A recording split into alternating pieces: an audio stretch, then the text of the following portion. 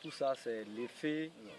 Maïs, sorgho, mil, ce sont là quelques denrées agricoles cultivées en zone tropicale et victimes depuis 2016 d'attaques répétées des chenilles légionnaires.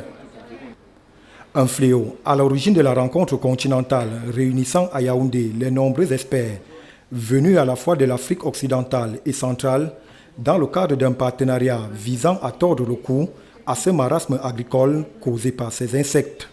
Étant donné la gamme variée sur laquelle ces chenilles peuvent opérer, il est tout indiqué de chercher quand même des solutions concertées, des solutions intégrées, des solutions aussi respectueuses de l'environnement pour avoir une réponse idoine.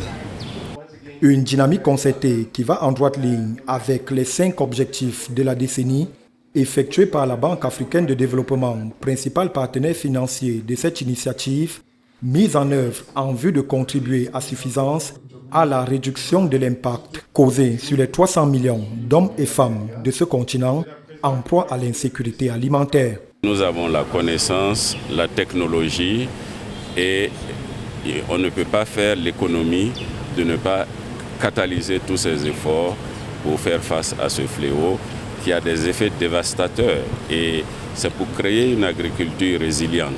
On ne peut pas être d'une part en train de produire et se permettre de perdre une grande partie de cette production. Un défi régional qui passe par la mise en place d'infrastructures technologiques capables de nourrir le continent tout entier.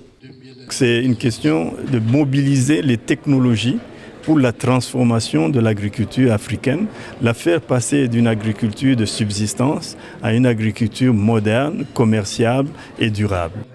Une mission louable des acteurs africains du secteur agroalimentaire dont la réalisation passera davantage par l'adhésion tout azimut des leaders de chaque État.